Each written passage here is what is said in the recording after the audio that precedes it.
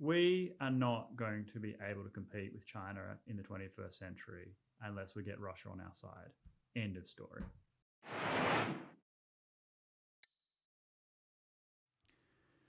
Hello, welcome to Dangerous Policy. My name is Crispin.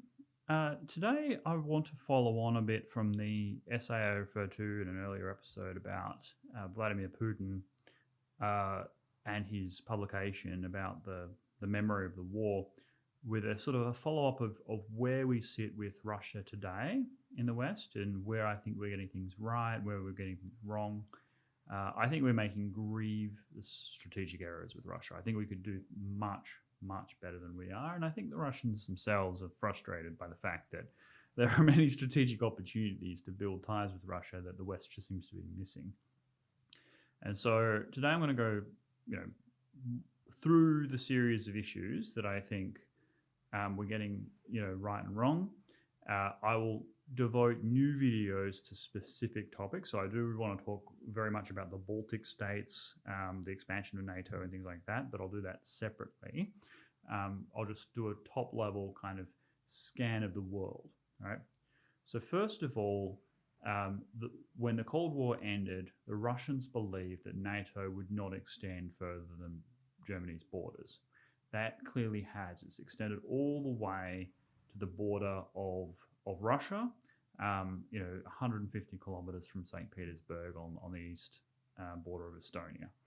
So Russia's threat perception that a military alliance that was designed to fight the Soviet Union has extended all the way to the Russian border. There is a deep sense of anxiety about that, and also a deep sense of resentment that, from their perspective, the West has taken advantage of the fact that Russia went through this period of weakness rather than to build stronger ties with Russia, as they had originally expected. So that has created a kind of a instability fixture within that relationship, and that needs to be addressed in future. The issue of Ukraine is a difficult one. From the Russian perspective, there is a deep sense of history with the Ukraine. Like from the West, they look at the Ukraine as like, oh, it was occupied by the Soviet Union. It's another former Soviet republic. The Ukrainians gave up the nuclear weapons that were left over from the Cold War. And as a consequence of that weakness, Russia has taken advantage and started carving them up in Crimea and Donetsk and places like that. And I understand that logic. But from the Russian point of view, these people speak Russian. They want to be part of Russia. If you believe in self-determination, these people should be allowed to be part of Russia. And there's a strong sense of history that the Russians have, cultural history with that part of the world. That they very much see themselves as the inheritors of the Orthodox tradition from Constantinople. The conversion of the Rus to Orthodox Christianity sort of started in that part of the world, and very much they see their cultural heritage as being part of that part of the world. So they don't see this in the same spirit. Like we look at it in the West and like, oh, this is just Russian expansionism. But from their point of view, it's allowing Russian speakers in Russian-dominated areas to become part of Russia in accordance with their own wishes and their own cultural heritage. So that's not to excuse Ukraine completely. I think that Russia is making some mistakes there, but we need to look at it from a perspective of Russian cultural fullness rather than just military expansionism. I think that it is a special case. And then the great tragedy that has happened in recent years is that there was an opportunity to improve relations with Russia with the election of Donald Trump. Donald Trump said, look, let's work together in Syria. You hate ISIS, we hate ISIS, why not destroy ISIS together?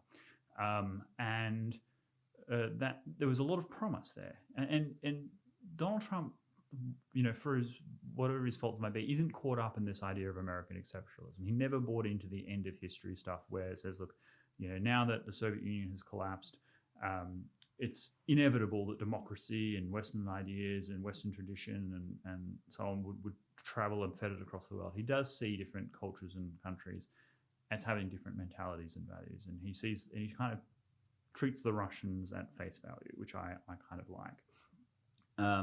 And so there was an opportunity during the campaign in particular where he's like, look, I don't care, I'll speak with Putin, I'll meet with him, I think we can work together and improve relations and sort out our problems, with NATO and whatnot. Like, I think there was a real, his heart was in the right place there. The tragedy was that in Washington, there is a Russian psychosis, like complete Russian psychosis. And I'm not saying that there are no problems with Russia. Like, as I said, we have our own problems.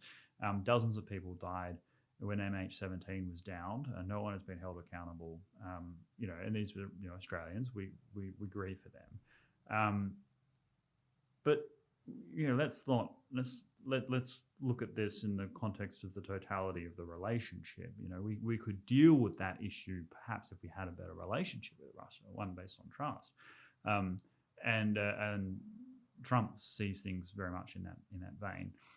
But in Washington, when Trump was elected, rather than contend with the legitimate reasons why he was elected, there was this Russiagate conspiracy that just took over all of DC. That Putin he controls Trump as a puppet, and that in fact it was the Russians who through their intelligence agencies and so on that shifted votes in favor of. I mean, this was just absolute crazy, unbelievable nonsense that Russia influenced the American election. I mean, that's just so silly. It's such an insult to all of Trump's voters as well. Like, oh, you're actually all Russian trolls. But the Americans wouldn't let it go. They could not believe on the Democrat side that they had lost. That the strategy of calling everyone racist and bigots didn't actually work, and that in fact people wanted to have a change. They couldn't accept that, and so they had this whole Russiagate conspiracy. And the weird thing was, after the Mueller investigation, which ran for years and found basically nothing, they still tried to impeach him. Only this time it was over a conversation with the Ukraine. I mean, it's just so silly. But that hysteria made it very difficult for Trump to do anything to improve relations with Russia, because anything he did that was positive with Russia would be seen through the lens of domestic politics of him kowtowing to Putin. And so the American foreign policy establishment, in their absurdity, actually has hurt the United States foreign policy quite significantly, because one of the best areas of opportunity for the United States across the board is to improve relations with Russia. That could improve security in Europe, improve the security of the Baltic states, improve the security of the Poles, if done in a way where they're included in the discussion. I want to stress that. And also improve the balance of power by starting to tease Russia away from China. And so this is where I think we are missing the greatest opportunity. And also, we should remember Vladimir Putin publishing his essay In the National Interest, which is a realist foreign policy think tank. And I would say realist principles suggest clearly that we need to improve relations with Russia. Like, there's just no other way forward if we're going to challenge China. And I don't want to give everything away with my China strategy, because I've got a book to write, and I want to leave things for the text. But there is no way to win against China without improving relations with Russia. Let me re-emphasize that in case people are confused. There is no way to defeat China without improving relations with Russia. Full stop. I don't care if you don't like Putin. I don't care if you don't like Russia. If you want to beat China, you must improve relations with Russia. End of story, right? And the reason for that is because in the 1970s, America went to China, Nixon went to China, Kissinger went to China, and teased China into America's orbit. And that absolutely checkmated the Soviet Union and Asia. Like, they, from that point on, had no way of extending their influence in the Pacific, right? And there is a perfect opportunity to reverse that. So the relationship between Russia and China is strong, but it's not perfect. So Vladivostok is former Chinese territory. Like when the unequal treaties were written, um, Russia was the only Western power to really take direct territory from China, right? Like, Britain controlled Hong Kong and places like that, but actual annexed Chinese territory and made it part of Russia. And the reason the Russians did that is because they wanted a permanent warm water port in the Pacific, and that was Vladivostok. So to this day, if you go to Chinese maps, they have the Chinese name for that city in little brackets, in Russian, Vladivostok. The Chinese don't talk about it. It's not in their interest to do so right now. But they remember this, okay? And right now, there are maybe 6 million people in entire eastern Siberia, whereas China has 200 million people across the border in the next province. So of course, Russia's strategic situation in the Pacific is incredibly tenuous and highly dependent on China. So they have real security concerns about the Chinese. And most importantly, Russia is a European country. Like, even though it stretches to the Pacific, it's culturally European, it's historically European, it's a worldview is European. And so there is an opportunity to bring Russia into the European family, and that would begin to tease them away from China's orbit. And with China's One Belt, One Road initiative trying to revive the old Silk Roads, that depends upon a strong relationship with Russia. Like, if China could not depend on controlling Central Asia, then their aspirations for dominance in the region is seriously undermined, because that's their way of getting around the supply problems, right? Like, at the moment, they're very dependent on imports across the Indian Ocean, which they could never guarantee. But if they have Central Asia under their thumb, they can have the pipelines running through Central Asia and getting all their supplies through there, and be quite secure to supply themselves a major power and dominate the region. Like, it's actually, a massive boost to China to have Russia as a strategic, essentially, ally. And so there's no, and this is not like it's Western policy towards Russia that is pushing Russia into China's orbit. I do not accept that it's just Russian aggression that's causing these issues. No one made Washington develop a Russia gate hysteria about Donald Trump. Like, it just, that was something that was a self-inflicted wound that the Americans did to themselves, and we need to be circumspect about that.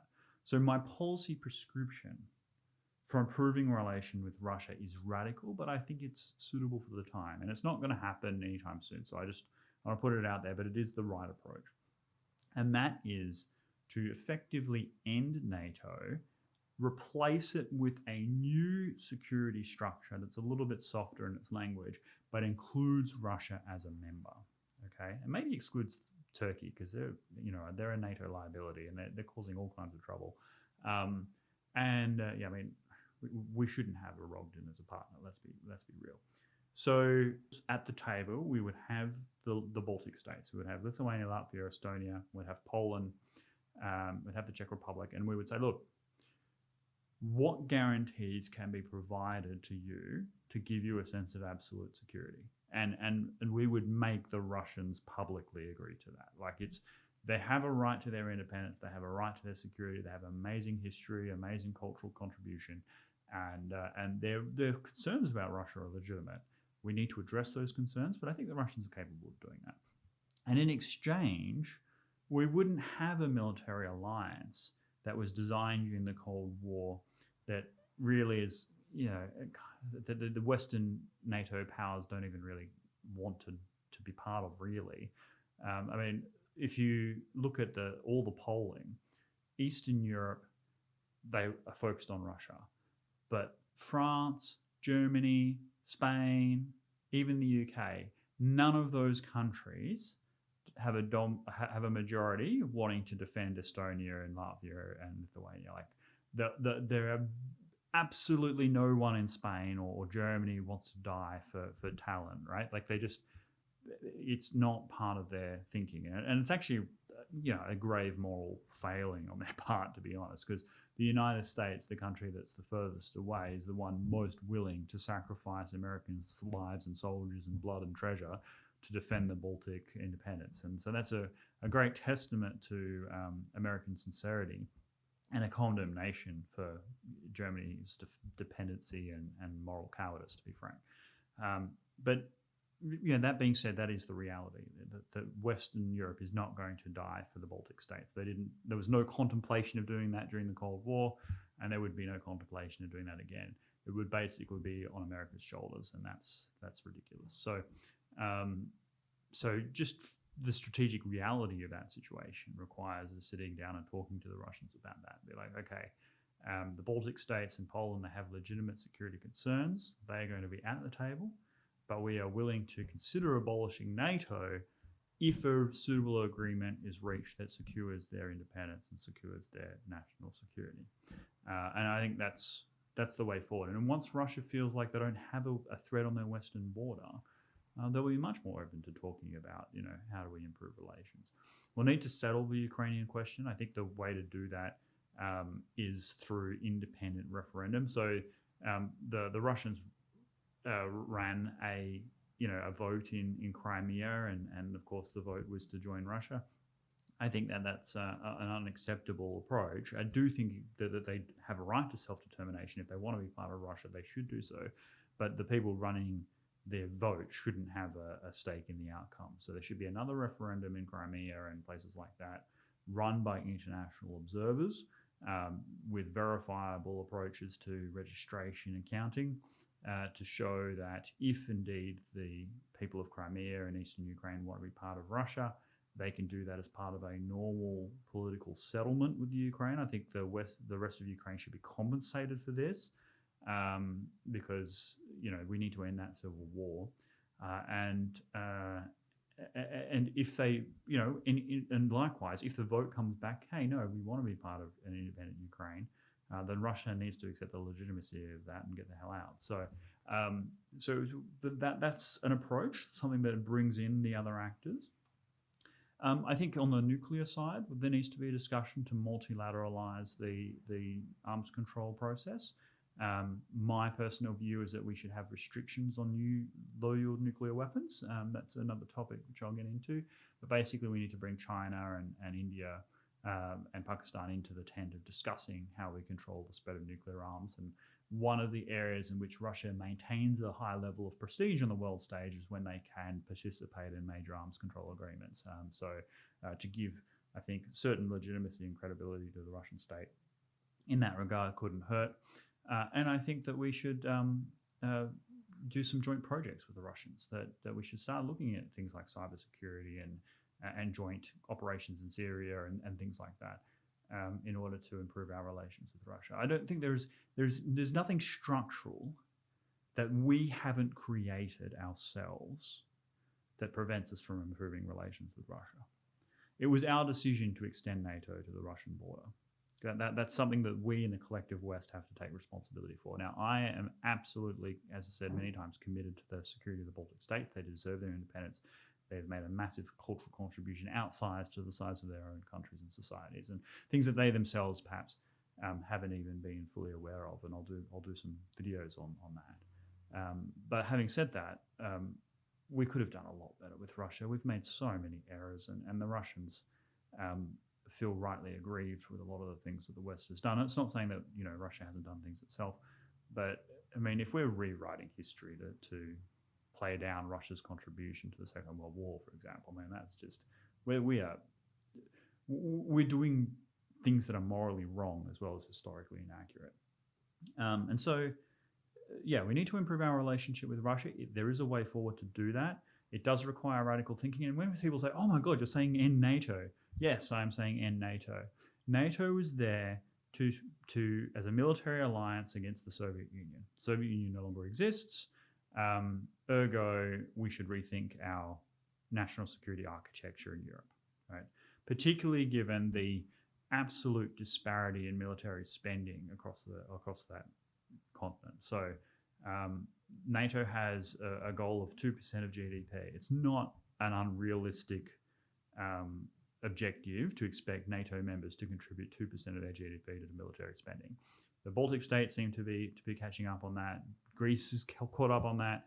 I think the UK, but Germany is a joke. France is a basket case. They are absolutely freeloading on American goodwill, and the fact that that the United States is starting to pull troops out of Germany. I mean, who knew that 35,000 American troops were stationed in Germany? Think of the cost in the United States for that. I mean, why is it that an economic powerhouse like Germany can't defend itself? It has 3 times the GDP as Russia. 3 times the GDP as Russia is Germany. Germany alone, right? And yet it spends, what, 1.3% of its GDP on military spending. I mean, the Germans are just ridiculous, and they should be publicly shamed for that. And so it's our collective responsibility, is what I'm saying, to improve relations with Russia. It's not to say that Russia has a great history and they've done everything well with their neighbours and that the grievances in their periphery aren't legitimate. They are. And we should deal with Russia with open eyes in that respect, that what Russia sees as a fear often turns to greed when it comes to its neighbours. And I think we need to be mindful of the absolute realist mindset that many Russians have. But nevertheless, they are a part of the European family of nations, and that they've made an enormous cultural contribution to the human race, whether it's in the fields of science and technology, or the arts, or drama, or literature, or music. It's a Western tradition, and we need to respect that. And the Orthodox tradition, they're the custodians of as well. For those many millions of people around the world that are part of the Orthodox faith, it's the Russians who have kept that tradition going, and are the true inheritors of the Byzantine Empire, I would say. So we need to improve relations with Russia, and we can do so. My final point, as I've already said again, and I'm going to say it one more time: if you do not improve relations with Russia, you will lose to China. If you do not improve relations with Russia, you will lose to China. So I don't care if you don't like Russia, right? If you want a Sino-centric world order of this century, continue down this path, because there is no third option. And what's weird is that there is a path forward where Russia would be willing to, I think, grab that outstretched hand. So we should absolutely do that. Thank you.